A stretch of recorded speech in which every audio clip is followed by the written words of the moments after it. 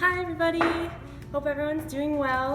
This is the first Indigo Fire virtual studio demo. So some of you have some clay at home right now, and I'm going to show you how to do a simple hand building project using just the tools you have at home. So I'll show you the Pottery Studio equivalent of the tool, or what I would use here at Indigo Fire, and then I'll also show you some good alternatives that you can use if you don't have those tools right now.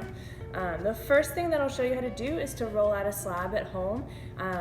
You don't need a slab roller to roll out a slab, and if you're able to make slabs with your clay, then there are a number of cool hand building projects that you can do with your slabs. So I'll show you today how to do a drape and a press mold. Really simple, quick project that you can do at home, and then in the future I'll also go over making small boxes and some other things as well. So you're going to start with your hunk of clay, and you'll want to section off a smaller piece, so you can use a wire tool if you have one. If you don't have a wire tool, there are a number of different tools that you can use at home. It's probably the easiest tool to replace. Any thin piece of string, dental floss, wire will work to section off a piece of clay for yourself, and you'll want it to be you'll want it to be flatter than that. So the first thing we'll do is just kind of give the piece of clay some nice, even, firm taps. And then from here, we'll roll our slab. So what you'll need is 2 pieces of wood, sticks, anything that you can find in your house that has an even width, and then put it on either side of the slab.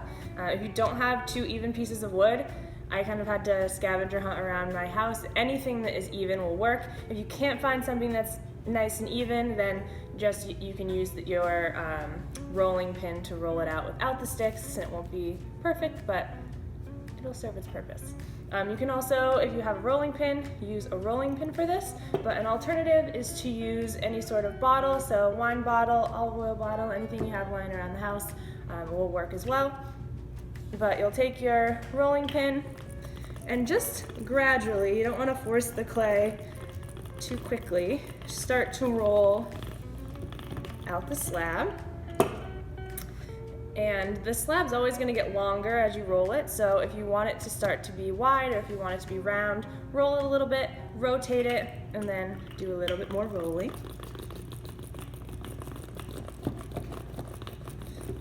Rotating it also just helps get a nice even slab. You'll kind of notice that as you're rolling it, it'll bunch up or kind of be thicker in the middle portion. And if you readjust it after every few rolls, it'll make it easier to get a nice even slab.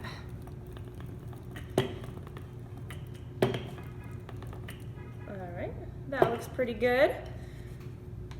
From here, if I was at the studio or if I had the tools that I usually use, I would use a rib to smooth the slab.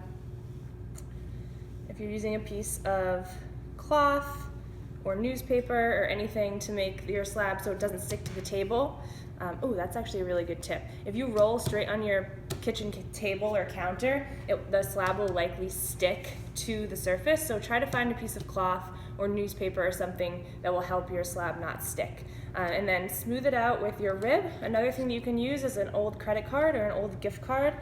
It works just as well, if not better, than the rib to make things nice and smooth.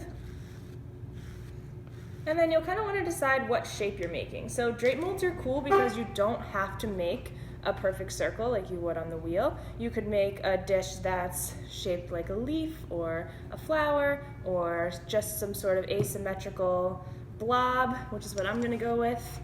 So I'm going to cut my slab. If you have a needle tool, you can use a needle tool, but any sort of paring knife at home will work fine. And cut out a shape from your slab. So like I said, I'm just going to go with kind of a wiggly shape. And then to save my scraps, make them into a nice ball, wrap them up so they don't dry out. And I've got this little shape here. So from here, I'll take any sort of form that I can drape the clay over. So this is just a Tupperware container. You can use any sort of round form, any sort of platter, really whatever you want to use as your mold, you can use it. Just like with the table, the drape mold will stick to the plastic or glass of the mold that you're using. So take a little bit of plastic. You can use a shopping bag, saran wrap, anything to separate the clay from the surface of this mold, and then gently push your slab around the mold. Really easy. So this one is draped over the back of this form, which means that this is the bottom of the piece. So it's really easy for this kind of project to add little feet to the bottom of your pot if you'd like.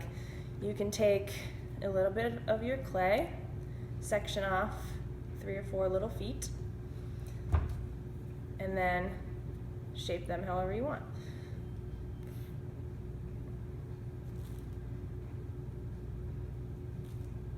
Those are a little big.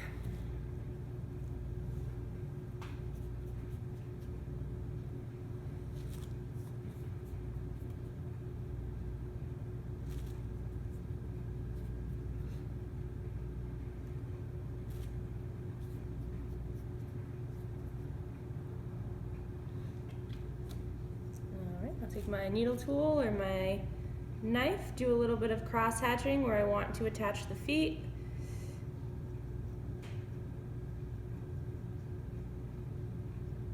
And since this clay is so wet, you can just use a tiny bit of water in those areas where you're going to stick the feet down, and that should be fine.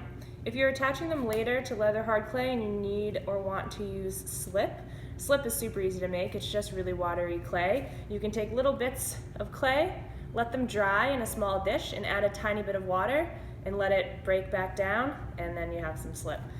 Super easy, but typically just a little bit of water will work just fine.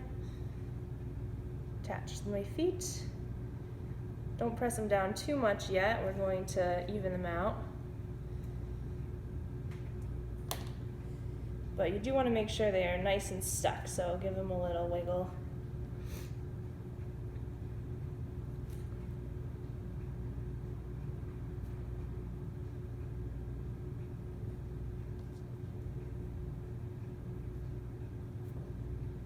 Okay, there we go. And the outside edge of your drape mold is going to be a little bit square from cutting your slab. So if you take a sponge, you can just use a household sponge that you cut a little bit, really any sort of sponge. You can even use a wet cloth if you don't have a sponge at all. But I'm just going around and smoothing the edges so I don't have that sharp edge from when I cut my slab. And when we take the piece off the mold in a little bit, you can clean up the other side. Another fun thing you might want to do is you can add texture to the outside at this point. So I'll maybe use my fork, get some cool stripes or cross hatching.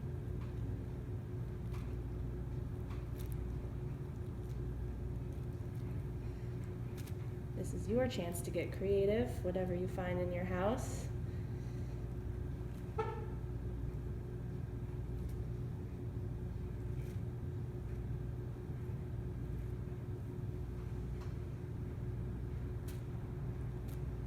right, and then our feet are going to be kind of uneven right now, so you can use a book or any sort of flat surface.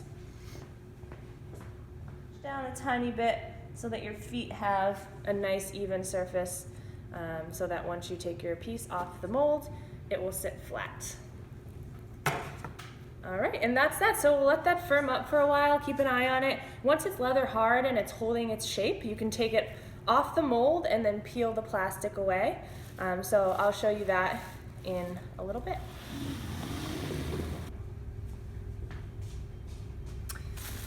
All right, so after a half hour or so, whenever your piece starts to firm up and become leather hard so that it will hold its shape and not just flop over when you take it off the mold, you can take it off the mold.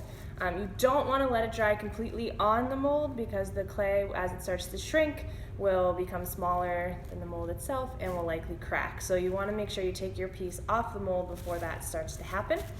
And since we have the plastic here, it should be really easy. Just turn your piece upside down and then carefully peel that plastic away. And as long as you waited long enough, when you put it down, it should hold its shape. From this point, if you are able to, you can carefully clean up the edges of the inside. And if there's any weird texture that you don't like from the plastic, you can also clean up the plastic just by using the plastic texture just by using a sponge and a little bit of water.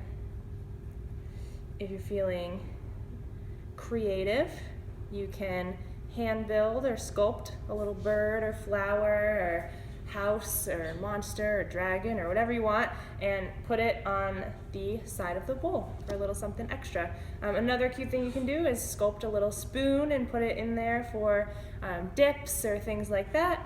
But really you can make a lot of versatile forms just by the different things the different dishes that you already have in your house.